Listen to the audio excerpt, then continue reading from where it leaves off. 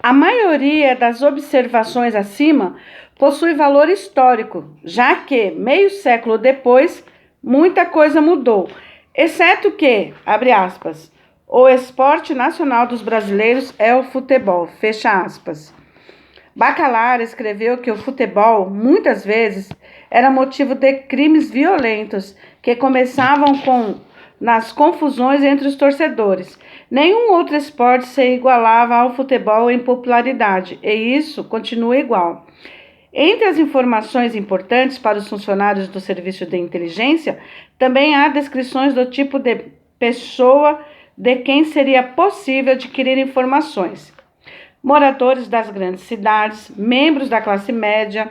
Bacalar escreve sobre as características citadas no início deste capítulo e as complementa com mais observações. Ele acrescenta que o funcionário público brasileiro, em geral, não sabia lidar com o poder que tinha, esforçando-se, por isso, para aproveitá-lo ao máximo, em seu próprio interesse e por seus conhecidos. O já habitual, entre aspas, jeitinho brasileiro. O mais importante, escreveu Bacalar, é possuir algum conhecido influente que possa resolver qualquer problema. Se não conhecer alguém assim, nem adianta tentar. Como o sonho de todo brasileiro de classe média era conseguir um emprego estatal, existia uma produção em série de advogados, pois essa formação era considerada o melhor caminho para o funcionalismo público. O oficial também considerou relativamente baixos os salários de funcionários públicos no Rio. Assim, muitas vezes eles possuíam 2 ou 3 empregos, o que influenciava negativamente a qualidade de seu trabalho. Esse tipo de problema não existia na nova capital, Brasília, onde os salários eram 2 vezes maiores e, além disso, os funcionários recebiam moradia estatal barata. Esta observação estava relacionada às possibilidades de atrair colaboradores com incentivos financeiros. Em outros documentos reunidos nesta pasta, estão descritos com detalhes o procedimento de entrada no país, de aquisição de permissão para permanência e os questionários que deveriam ser preenchidos para isso. Foi dedicada muita atenção na descrição de produtos comuns, mas diferentes dos conhecidos da Tchecoslováquia comunista. Isso era importante para que o espião que estivesse a caminho não fosse surpreendido, por exemplo, pelo fato de que no Brasil existiam muitos sabonetes. A STB chamou a atenção de que os itens de drogaria eram bem mais abundantes do que na Tchecoslováquia. Entre as principais marcas de sabonete foram citados Gessir, Lever, Palmolive, pasta de dente, Colinos, Philips e Colgate, loção pós-barba, Aqua Volva e Bozano, gel para os cabelos, Glossatora, Colgate e Oxford.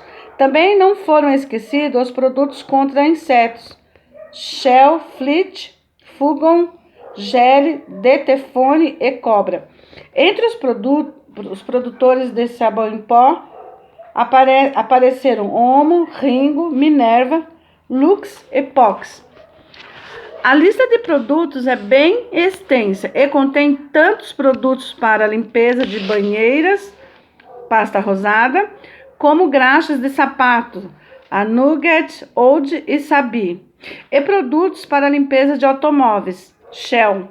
Não faltavam produtos de papelaria. Grande parte do trabalho dos espiões era trabalho de escritório, ou explicações relacionadas à compra de aparelhos fotográficos, microscópios, óculos e lente. Muitos relatórios e descrições da pasta dedicam-se à questão de perseguição pelos órgãos brasileiros de contra-inteligência. O camarada Tacner, por exemplo, elaborou um, abre aspas, trajeto a pé com o objetivo de descobrir perseguições, juntamente com uma rota de fuga, fecha aspas. Essas anotações são principalmente da segunda metade de 64, pois antes disso, esse tipo de atividade já fora registrado. Até o golpe militar, o posto do Serviço de Inteligência Tchecoslovaco no Rio de Janeiro trabalhava em condições idílicas, o que a central sempre destacava na hora de exigir melhores resultados. Graças às notas do Arquivo de Praga, podemos fazer uma pequena excursão pelo Rio através do mesmo trajeto percorrido pelos oficiais do Serviço de Inteligência da Tchecoslováquia comunista. O ponto de partida é a Avenida Rio Branco, Praça Floriano. A seguir, vamos em direção à Rua do Passeio, Avenida Mem de Sá, Praça Cruz Vermelha, Rua Carlos Sampaio, Rua 20 de Abril, Praça da República, Parque Júlio Fortunado, Avenida Presidente Vargas, Miguel Couro, Rua de Alfândega, Avenida Rio Branco.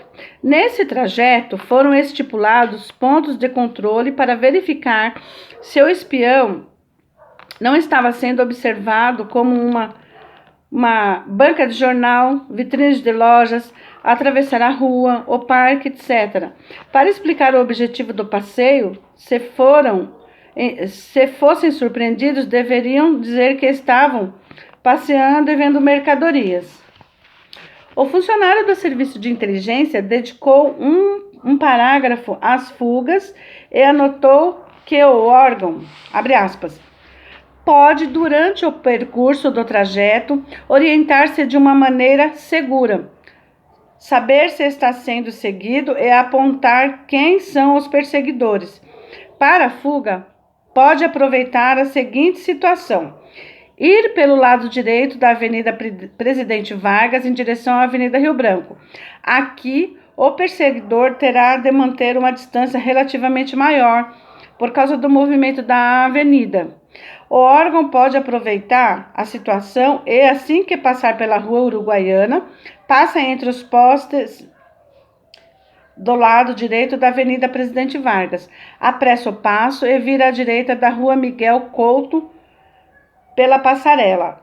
Logo atrás do Banco Rio Grande do Sul, após aproximadamente 25 metros da rua, através da passarela, vira a Rua da Alfândega ou na Avenida Rio Branco, onde pode entrar em alguma das lojas ou fugir em um táxi. Se a observação não for corpo a corpo, esta fuga é possível de ser realizada. O trajeto dura 2h30 em um ritmo mais lento, fecha aspas. Esse trajeto foi verificado pela central, que no documento de 19 de fevereiro de 65, discordou de Tacner a respeito de, abre aspas, apressar o passo ou tomar um táxi, fecha aspas, para escapar de um perseguidor. Também foi considerada equivocada a conclusão de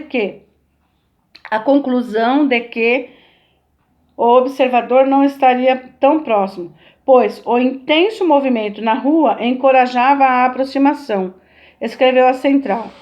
O funcionário do Serviço de Inteligência deveria, então, testar exaustivamente o trajeto na prática e modificá-lo.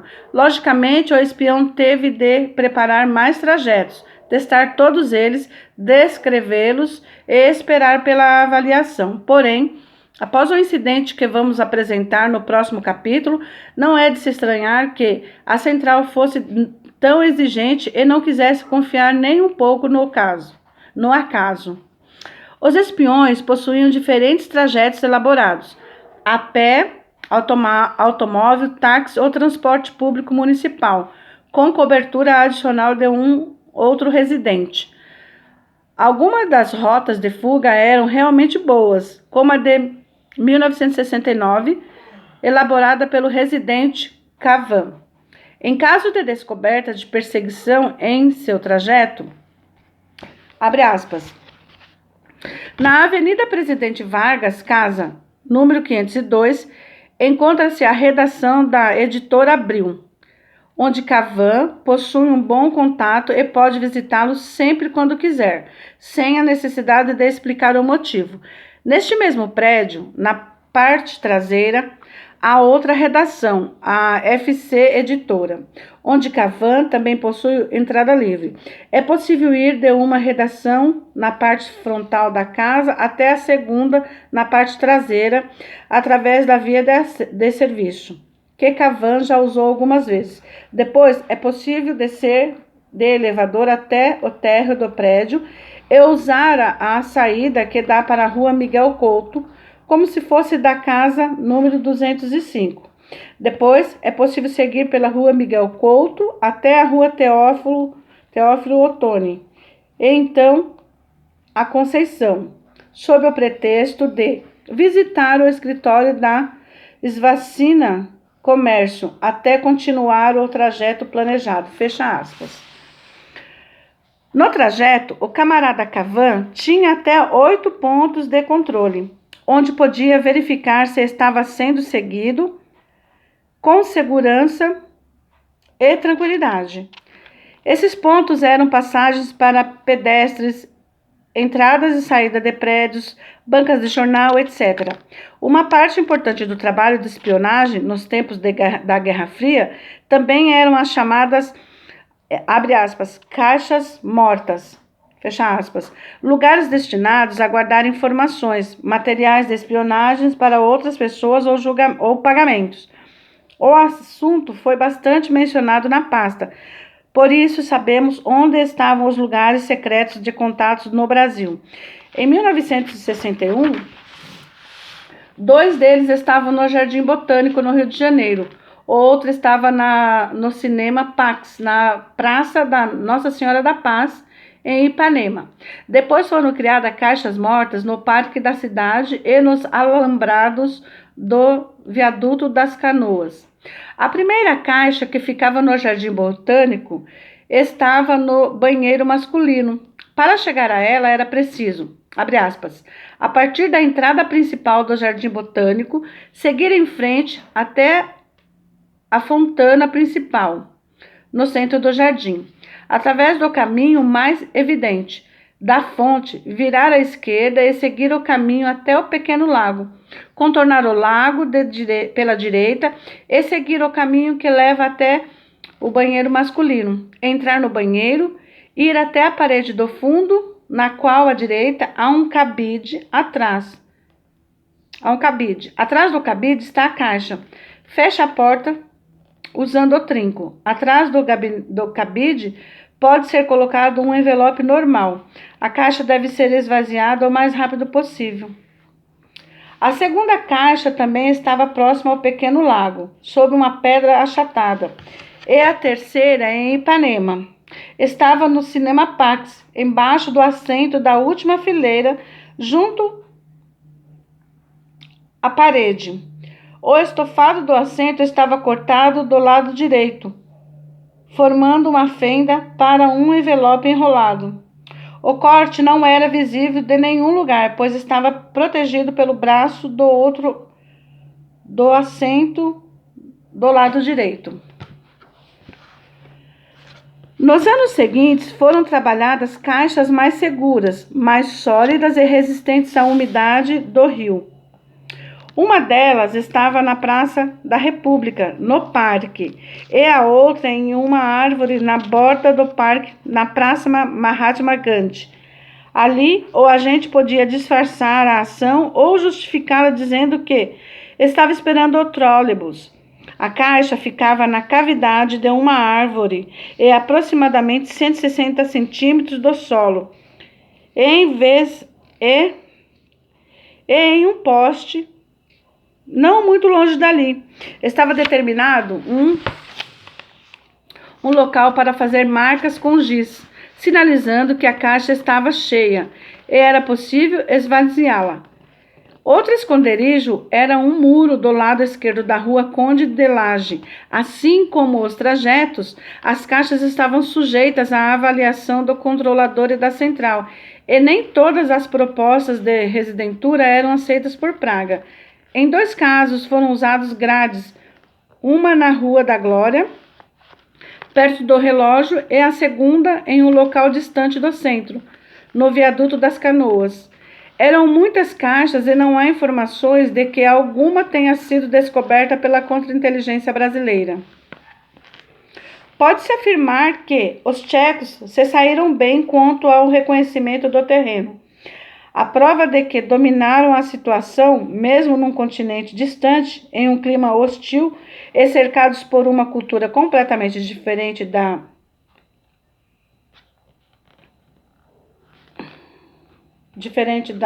centro-europeia, foi a relativa facilidade com que identificaram e registraram detalhadamente cada observação a que estiveram sujeitos após o golpe militar. Um desses registros tinha como personagem o camarada Pomense, membro da Residentura, e tratava-se de observação em automóvel. A observação, 29 de setembro e 7 de outubro de 1964, fora primitiva. O veículo seguia o camarada Pomense a 50 metros de distância e ele registrou no relatório as características dos brasileiros que o observavam. Um deles tinha aproximadamente 40 anos, cabelos negros, bigode, pele parda, tipo mexicano, e vestia cinza escuro. O outro era um homem de aproximadamente 1,80 m de altura, forte, rosto arredondado e moreno, cabelos ralos. Vestia paletó cinza escuro. Os automóveis e os números das placas também foram relatados. E os espiões tchecos conseguiram, inclusive, identificar o nome e sobrenome desses brasileiros da contra-inteligência, da contra-espionagem, que estavam em coquetéis ou festas organizadas pela embaixada. Não se sabe se não eram nomes falsos. De qualquer modo, a descrição física dos dois foi informada aos espiões tchecos e passada também para os russos, assim como todos os casos detectados de observação feitas pela polícia brasileira. A proteção intensificada e a preocupação com a conspiração surgiram de fato apenas após o golpe militar e após o incidente que descreveremos a seguir. Então, pessoal, eu terminei o capítulo 18 de 1964, O Elo Perdido.